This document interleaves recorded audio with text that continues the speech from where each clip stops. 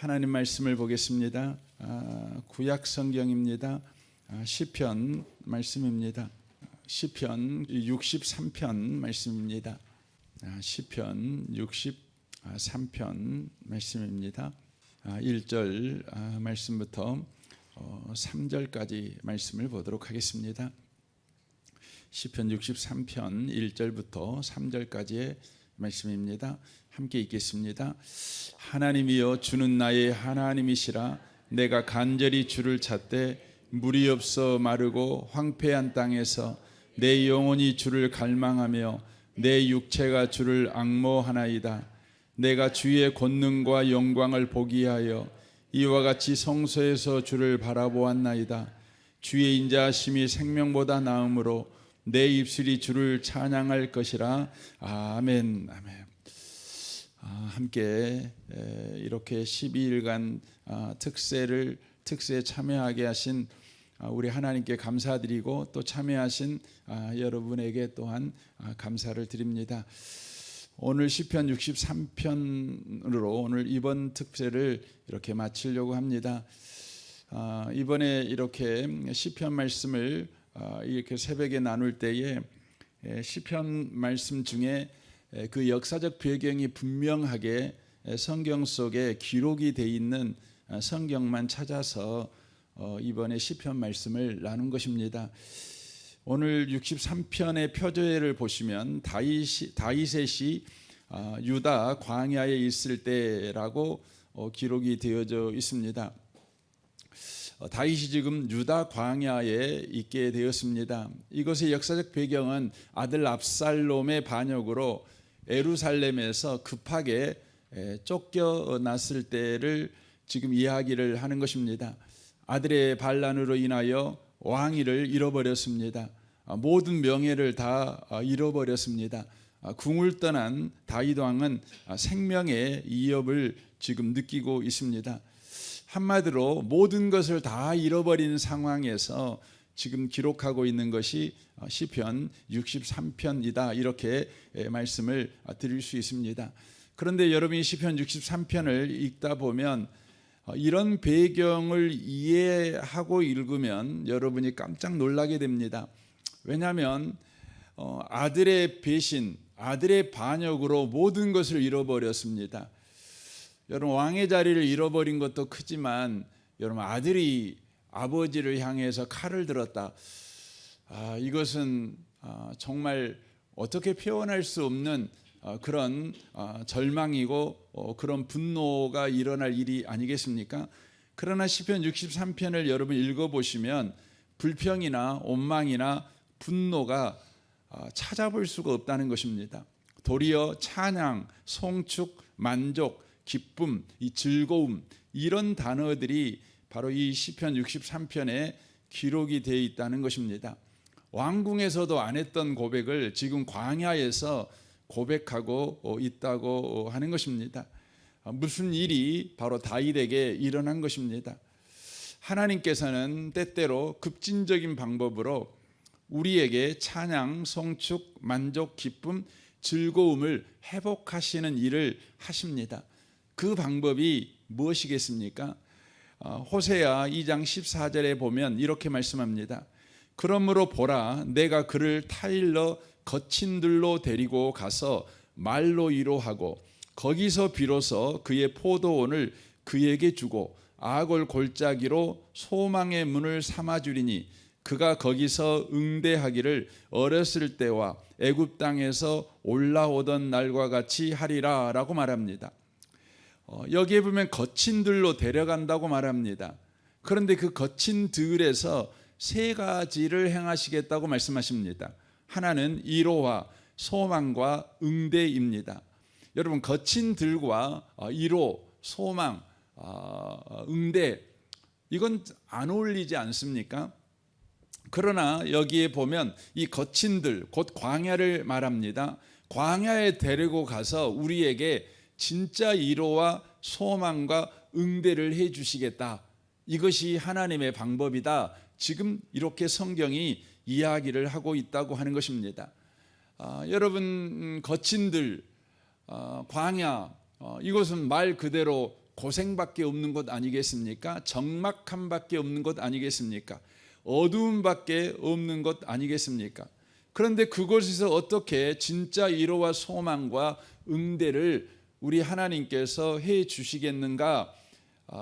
이런 질문을 우리가 할 수밖에 없다고 하는 것이죠. 그런데 우리 하나님께서는 다윗에게 그렇게 하시는 것입니다. 다윗은 지금 아무것도 없습니다. 왕으로서 빛나는 것은 아무것도 없습니다.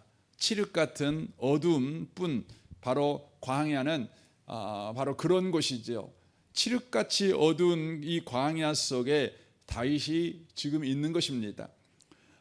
광야의 어두움이 이토록 무섭고 또 두텁고 또 무거운 것인가, 이런 생각을 다윗은 했을 것입니다.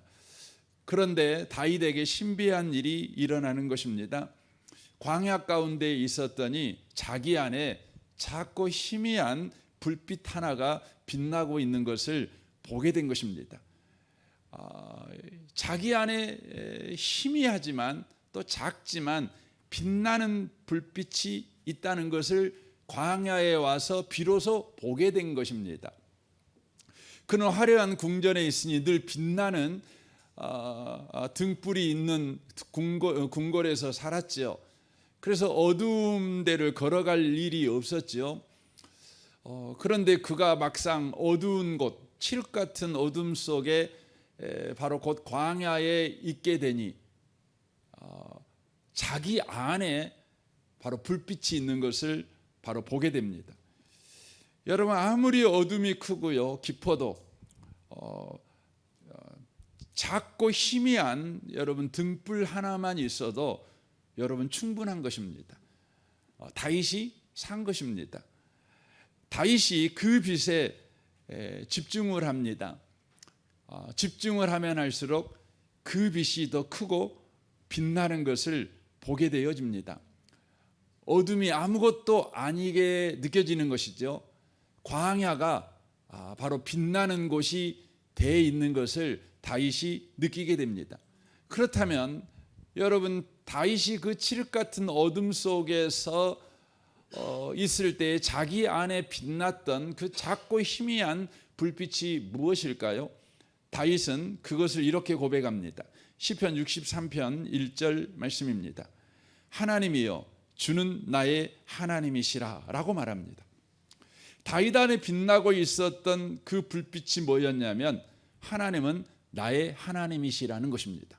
하나님은 나의 하나님이시라는 것입니다. 이 고백은 다만 다윗의 주장이나 바램이 아닙니다. 하나님의 언약입니다. 그러니까 다윗 안에 빛나고 있었던 빛은 뭐였냐면 하나님의 언약, 내가 너의 하나님이야, 나는 너의 하나님이야, 바로 이 언약이 빛나고 있었다는 것입니다. 사무엘하 7장 14절입니다. 나는 그에게 아버지가 되고 그는 내게 아들이 되리니 그가 만일 죄를 범하면 내가 사람의 매와 인생의 채찍으로 징계하려니와 내가 내 앞에서 물러나게 한 사울에게서 내 은총을 빼앗은 것처럼 그에게서 빼앗지는 아니하리라. 내 집과 내 나라가 내 앞에 영원히 보존되고 왕위가 영원히 경고하리라 하셨다 하라라고 되어 있습니다. 나단 선지자를 통해서 다윗에게 우리 하나님께서 말씀하고 있는 언약입니다. 하나님은 나단 선지자를 통해 다윗에게 언약하였습니다. 너는 내 아들이라는 것이죠. 나는 너의 아버지가 될 거라는 것이죠. 이것은 영원히 경고할 것이다. 영원히 이 은혜를 빼앗기지 않을 것이다. 이렇게 우리 하나님께서 언약해 주셨습니다. 바로 이 언약이 바로 다윗이 어두컴컴한 광야의 밤을 지내고 있을 때에 그의 심령 속에 빛나고 있었다는 것입니다. 여러분, 언약은 자발적으로 빛나는 겁니다. 언약은 우리의 심령 속에 들어온 이후에 한 번도 그 빛을 꺼트려 본 적이 없습니다. 여러분과 제가 예수를 믿는다면 지금 우리의 심령에 언약이 들어와 있다는 것을 여러분 기억하셨으면 좋겠습니다. 그리고 그 언약은 한 번도 그 불을 꺼뜨려 버린 적이 없습니다. 그래서 성전 안에 등불은 꺼뜨려 버리면 안 됩니다. 그것은 하나님께서 저와 여러분의 심령 속에 약속으로 하신 그 언약의 말씀의 등불을 끄지 않겠다는 바로 의미의 말씀이기도 하는 것입니다. 다윗이 광야 가운데 있게 될 때에 비로소 그가 알게 된 것이 있는데, 바로 내 심령 속에 하나님의 언약의 등불이 빛나고 있다. 그것은 하나님께서 나의 아버지가 되어주신다, 너는 내 자녀야. 바로 이 언약의 등불이 빛나고 있다는 것입니다. 마치 누가복음 15장의 탕자의 마음속에 갑자기 나에게는 아버지가 있지, 나는 고아가 아니지, 나는 아버지의 아들이었지, 이 생각이 갑자기 나는 것과 같습니다. 그리고 탕자는 자기의 못된 행실과 비참한 처지를 생각하지 않았습니다. 아니, 자기의 못된 행실이 만들어낸 자기의 망해버린 인생을 생각하지 않았습니다. 오직 아버지만 생각합니다. 그리고 아버지께 갑니다. 아버지께 갑니다. 다윗도 마찬가지입니다. 다윗도 자신의 잘못으로 인하여 자신이 망가뜨린 자기 인생을 그는 생각하지 않습니다. 오직 하나님의 언약이 자기 심령에 빛날 때에 그 언약을 향한 고도의 집중력을 발휘합니다. 집중합니다. 이것이 1절의 고백입니다. 하나님이여 주는 나의 하나님이시라, 내가 간절히 주를 찾되 물이 없어 마르고 황폐한 땅에서 내 영혼이 주를 갈망하며 내 육체가 주를 앙모하나이다 라고 말하고 있다는 것입니다. 사랑하는 성도 여러분, 여러분의 심령 속에 언약의 빛이 빛납니다. 그 언약의 빛이 빛날 때 여러분과 제가 해야 될 일은 뭐냐면, 고도의 집중력을 발휘해서 그 언약을 붙잡는 것입니다. 언약을 생각하는 것입니다. 여러분이 광야에 내몰리게 된 현실을 여러분이 생각하는 것이 아닙니다. 혹은 여러분의 잘못으로 인하여 여러분이 만들어낸 여러분 인생에 대해서 생각하는 것도 아닙니다. 오직 언약의 그 하나님을 저와 여러분이 생각하고 또 생각하는 것이죠. 그래서 다윗이 여기에 보면 갈망한다, 간절히 주를 찾는다, 앙모한다, 바로 이런 표현을 바로 그가 쓰고 있는 것입니다. 저는 이 아침에 오신 여러분을 축복합니다. 여러분이 계속해서 언약의 집중력을 발휘하는 인생을 꼭 사시기를 바랍니다. 이것이 시편 1편의 시편의 바로 문을 여는 첫 말씀 아닙니까? 복 있는 사람은 악인의 꾀를 쫓지 않습니다. 죄인의 길에 서지 않습니다. 오만한 자의 자리에 앉지 않습니다. 이 말은 사람의 말을 생각하고 곱씹고 하지 않는다는 거죠. 오직 여호와의 말씀을 즐거워하여 그 말씀을 주야로 묵상하는 자로다라고 말씀합니다. 여러분, 사람은 다 묵상하는 능력을 가지고 있습니다. 그렇죠? 그래서 여러분 누군가하고 싸움에 보면은요, 여러분과 저에게 얼마나 강력한 묵상의 힘이 있는지를 알게 됩니다. 왜냐하면 그 사람이 10년 전에 한 말도 생각이 나요. 그 사람이 20년에 한 행동도 생각이 나요. 그래가지고 그걸 끄집어내가지고 그걸 가지고 싸움합니다. 대단한 능력 아닙니까? 여러분, 하나님께서 저와 여러분에게 허락한 은혜입니다. 여러분, 그 은혜를 죄 짓는 데 쓰지 마세요. 사람의 말을 묵상하고 사람이 한 일을 여러분과 제가 붙잡는 일에 쓰지 마십시오. 복 있는 사람은 오직 여호와의 율법을 즐거워하여 그 말씀을 주야로 묵상한다, 그 말씀을 주야로 붙잡는다, 그 말씀을 주야로 앙모한다, 이렇게 돼 있습니다. 그때 어떤 일이 벌어집니까? 그 작은 빛이요, 광명한 빛이 되어서 바로 내가 처음에는 그 빛을 봤어요. 그 빛만 보였어요. 그런데 그 빛에 집중했더니요, 그 빛이 비치는 세상이 보입니다. 그 빛이 비치는 새로운 세상, 내가 지금 서 있는 세상, 내가 살아가야 될 세상, 그게 여러분 보입니다. 그것이 2절 말씀입니다. 내가 주의 권능과 영광을 보기 위하여 이와 같이 성소에서 주를 바라보았나이다 라고 말합니다. 그 언약의 빛에 집중했을 때에 그 언약의 빛이요, 짠 하고 자기가 서 있는 광야, 아니 자기가 살아가야 될 광야 같은 인생을 비추는데 바로 새로운 이해와 새로운 시각으로 그것을 바로 그림처럼 보는 눈이 열리게 됩니다. 보이지 않던 것이 바로 새로운 시각으로 보이는 바로 눈이 열렸다는 것입니다. 안 보이던 것이 보이기 시작한 것입니다. 여러분, 이게 뭡니까? 이게 신앙입니다. 그래서 성경에 보면 실로암에 그 평생 나면서부터 못 본 자가 있었어요. 근데 주님께서 실로암의 진흙을 이겨가지고 그의 눈에 발라가지고 실로암 가서 씻어 그랬죠. 그가 씻었지요. 나중에 그 바리새인들이 이제 예수가 귀신 들린 자라고 늘 주장했는데 이렇게 눈을 떠버리니까 이 사람들이 어떻게 변명할 거리가 없는 거예요. 그래서 그 아버지 찾아가 가지고 말한 거죠.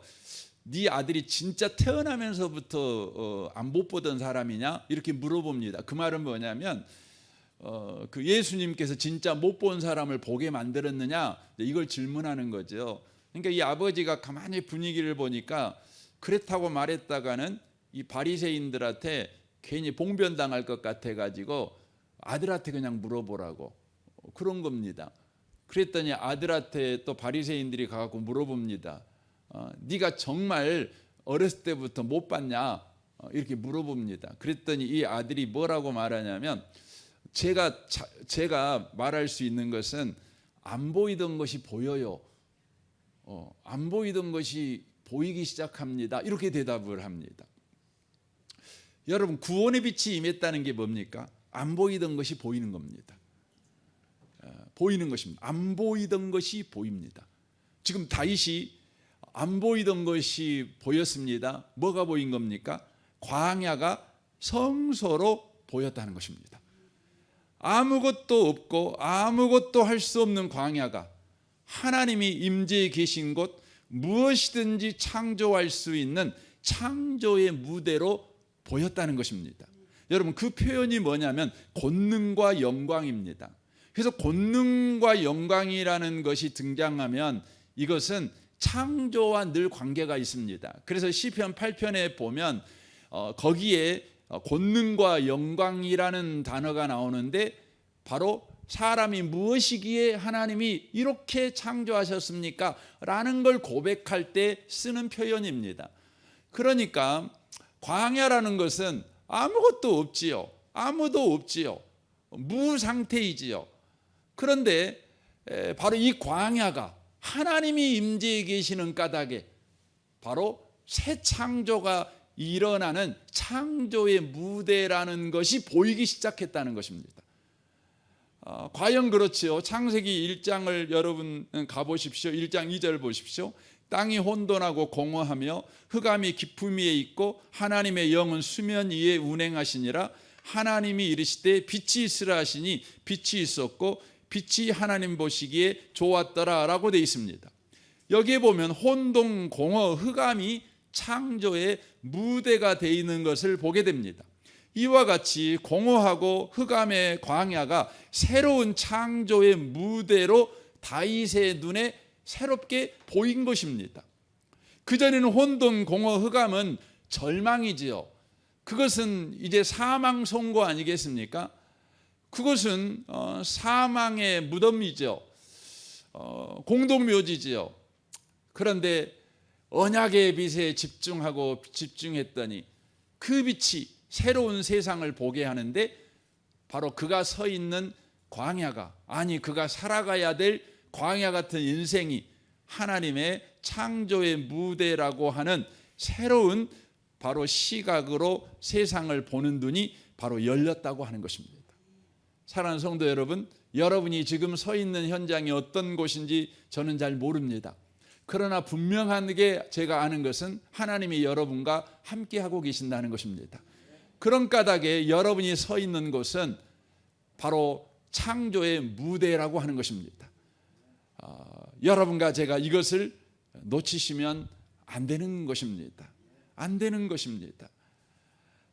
다윗에게 순간순간 이것이 완벽하게 믿어지지는 않았을 것입니다. 우리도 그렇죠. 우리도 어떻게 광야가 창조의 무대가 될 수 있어? 어떻게 광야가 새로운 창조의 출발점이 될 수가 있어? 믿기도 하고 안 믿기도 하고 왔다 갔다 하지 않겠습니까? 어떻게 이것이 가능하냐는 것이죠. 그러나 다윗은 이내 정답을 찾습니다. 의심이 확신으로 바뀌게 됩니다. 진짜 그래. 이 마음이 그를 사로잡게 됩니다. 3절입니다. 주의 인자하심이 생명보다 나음으로 내 입술이 주를 찬양할 것이라 라고 말씀합니다. 주의 인자하심이 생명보다 낫다라고 말하고 있습니다. 그러니까 자신의 어떠함, 자신이 어떤 인생을 살아왔든 어떤 처지에 서 있든 그것보다 크신 하나님의 사랑이 일하고 있다. 그러기 때문에 내가 서 있는 것이 창조의 무대가 된다.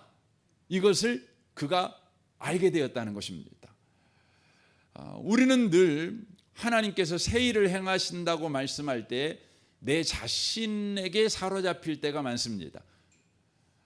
지금 다윗은 누구에게 사로잡혔냐면 자기 자신에게 사로잡힌 것이 아니라 주의 사랑에 사로잡힙니다.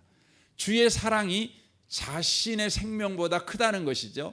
자신이 살아온 삶의 족적보다 크며 자신이 어떠한 사람이냐보다 큰 것이 주의 인자하심이다. 주의 영원한 사랑, 무조건적인 사랑이다. 이렇게 그가 바로 고백하고 있는 것입니다. 그래서 그는 시편 23편에서 이런 말하죠. 내가 사망의 음침한 골짜기를 다닐지라도 해를 두려워하지 않는 것은 주께서 나와 함께 하심이라 라고 말씀합니다. 주의 지팡이와 막대기가 나를 안위하시나이다 라고 돼 있죠. 거기에 주님이 함께하기 때문에 내가 사망의 음침한 골짜기에서도 내가 상처를 받지 않는다. 도리어 내가 살아난다. 그렇게 고백합니다. 근데 하나님이 함께하니까요. 근데 그 하나님이 어떻게 함께하느냐? 그는 6절에서 이렇게 고백합니다. 내 평생에 선하심과 인자하심이 반드시 나를 따르리니 내가 여호와의 집에 영원히 살리로다 라고 말합니다. 그러니까 사망의 음침한 골짜기에 함께 하신 하나님이 어떻게 일하고 계시냐면 선하심과 인자하심으로 일하십니다. 그러니까 사망의 음침한 골짜기를 다윗은 이제 뭘로 보게 됐냐면 여호와의 집으로 보게 된 것입니다. 그렇게 바뀌게 된 것입니다. 바뀌게 되는 것이죠. 언약의 빛에 집중할 때에 그 빛이 바로 새로운 세상, 자기가 서 있는 것이 창조의 무대라는 시각을 갖지만 그것에 대하여 의심도 생기지요. 하지만 그가 더 하나님의 언약에 집중하게 될 때에 하나님께서 지금 무엇으로 일하고 계시는가? 바로 하나님의 인자하심으로 일하고 계신다. 이것을 그가 확신하게 될 때에 그는 광야가 성소가 되는, 사망의 음침한 골짜기가 여호와의 집이 되는 바로 그 확신 가운데 그가 거하게 된다는 것을 그가 말하고 있는 것입니다. 그러므로 4절이 이렇게 말합니다. 이러므로 나의 평생에 주를 송축하며 주로 말미암아 나의 손을 들리리이다 라고 말합니다. 나는 항상 손을 듭니다. 이 손을 든다는 것은 나는 항상 승리자가 될 것입니다 라는 의미의 바로 이야기라고 하는 것입니다. 하나님께서 이렇게 하시니 나는 승리합니다. 그런 것입니다. 여러분, 광야에서 뭘 본 것입니까? 자신의 패배를 본 것이 아니라 자신의 승리를 바로 보았다고 하는 것입니다. 그래서 다윗은 이렇게 고백합니다. 골수와 기름진 것을 먹음같이 나의 영혼이 만족할 것이라. 나의 입이 기쁜 입술로 주를 찬송하되라고 말합니다.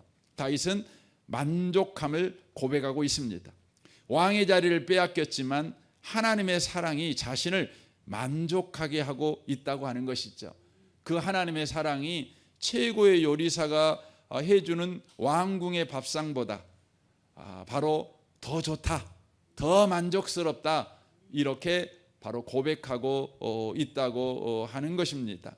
사랑하는 성도 여러분, 저와 여러분에게 우리 주님은 하나님의 사랑이 바로 왕궁의 밥상보다 더 만족스러워 이것을 바로 경험토록 하시기 위해서 저와 여러분을 광야 가운데 바로 두시기도 한다는 것입니다.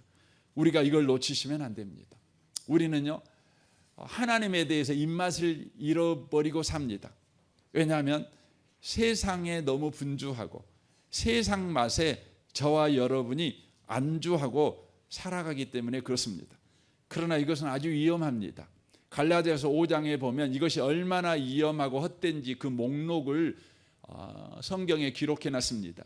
메시지 성경으로 보면 사랑이 없는 결혼 생활과 쌓이는 정신과 감정의 쓰레기, 과도한 집착, 기쁨이 없는 행복, 편집증적인 애로움, 살벌한 경쟁, 만족할 줄 모르는 욕망, 어떻게 사랑해야 하고 사랑받아야 되는지 모르는 무력감, 편협된 마음, 애곡된 추구, 악한 습관, 통제가 안 되는 중독, 이렇게 말씀합니다.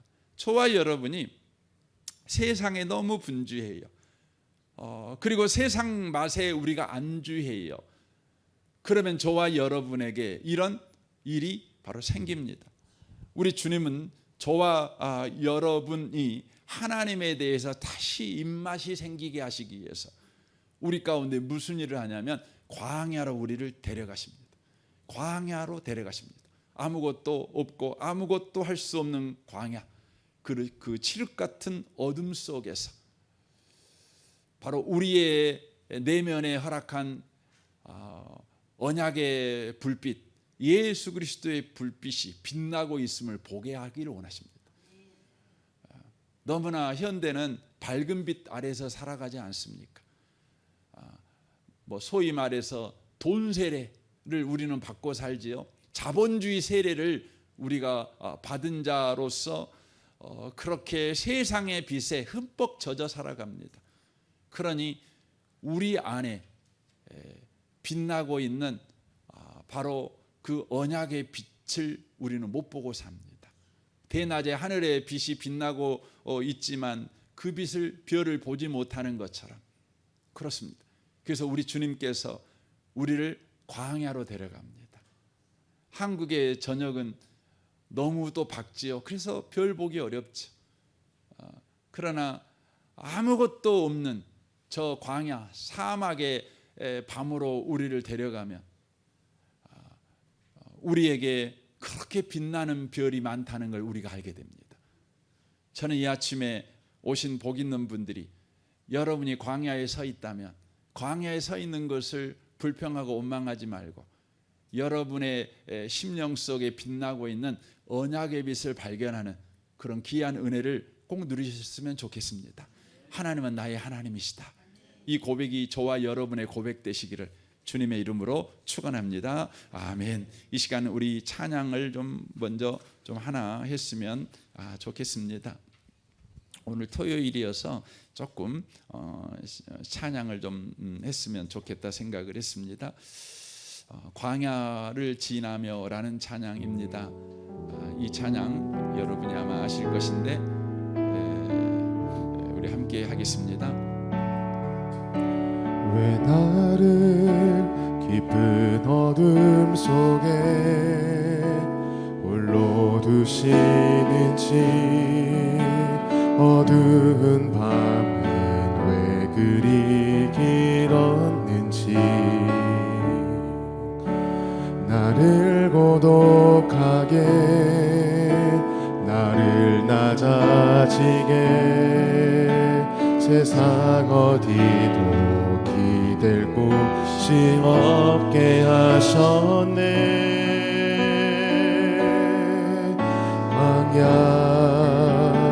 광야에 서 있네. 주님만 내 도움이 되시고 주님만 내 빛이 되시는 주님만 내 친구 되시는 광야. 주님 손 놓고는 단 하루도 살 수 없는 곳 광야.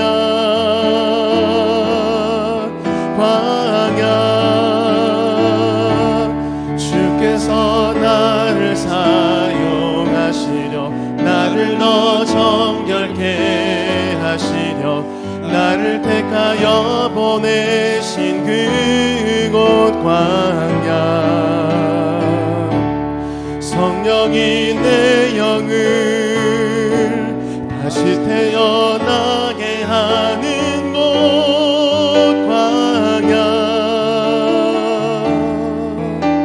광야에 서 있네. 내 자아가 산산이 깨지고 높아지려 했던 내 꿈도 주님 앞에 내어놓고 오직 주님 뜻만 이루어지기를 나를 통해 주님만 드러나시기를.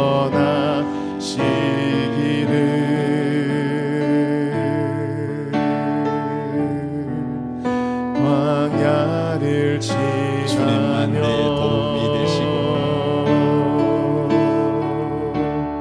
주님만 내 도움이 되시고 주님만 내 빛이 되시는 주님만 내 친구 되시는 광야. 주님 손 놓고는 단 하루도 살 수 없는 곳 광야.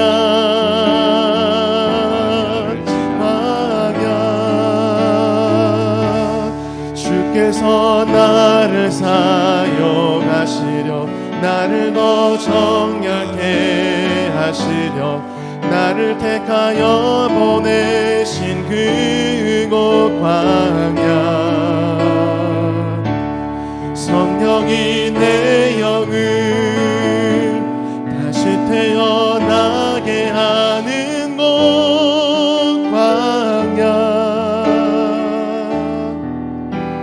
광야에 서 있네. 저는 이 찬양이 참 좋습니다. 그러나 이 찬양 가운데 그 한 가지를 좀 바꾸고 싶은 가사가 있습니다. 거기에 보면 광야 주께서 나를 사용하시려 나를 더 정결하게 하시려라고 써 있는 곳입니다. 우리를 광야에 두시는 것은 우리를 사용하시려는 게 최종 목적은 아닙니다. 주께서 나와 함께 하시려고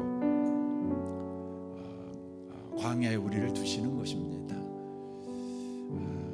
사용이 목적이 아니라 우리가 목적입니다.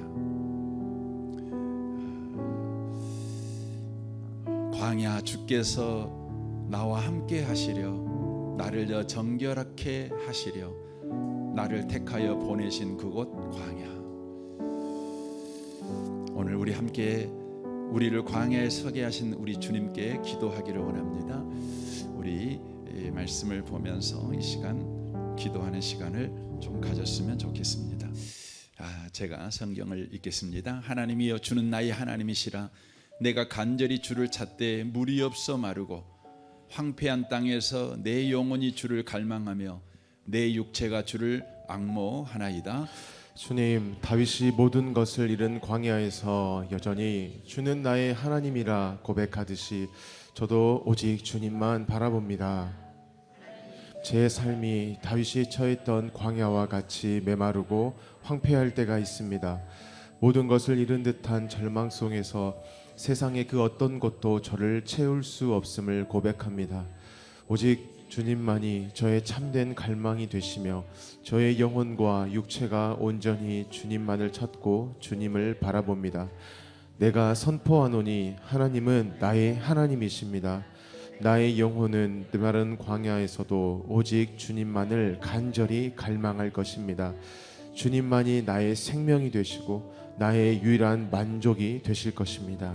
내가 주의 권능과 영광을 보기 위하여 이와 같이 성소에서 주를 바라보았나이다. 광야도 성소가 되게 하시는 하나님, 아무것도 없는 자리에서도 주의 권능과 영광을 보게 하소서. 주님, 눈앞에 광야 같은 현실이 저를 짓누르지만 주님은 이 광야를 창조의 무대로 바꾸시는 분이심을 믿습니다.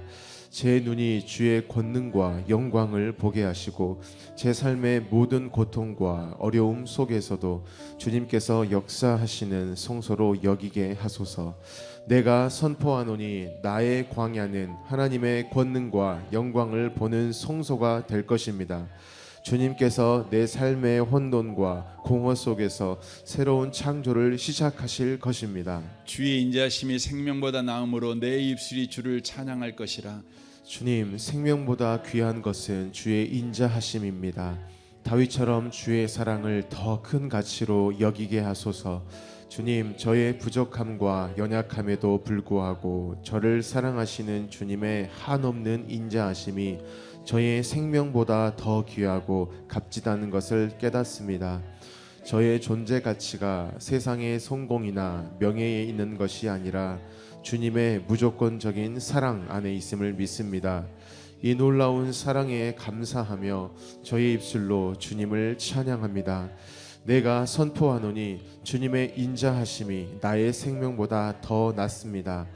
나는 평생 주님의 압도적인 사랑을 고백하며 나의 입술로 주님을 높일 것입니다. 이러므로 나의 평생의 주를 송축하며 주의 이름으로 말미암아 나의 손을 들리이다. 주님, 순간이 아니라 평생을 송축하는 자로 살겠습니다. 손을 들어 예배드리는 인생이 되게 하소서. 하나님, 저의 평생에 주님을 높이고 찬양하기를 원합니다.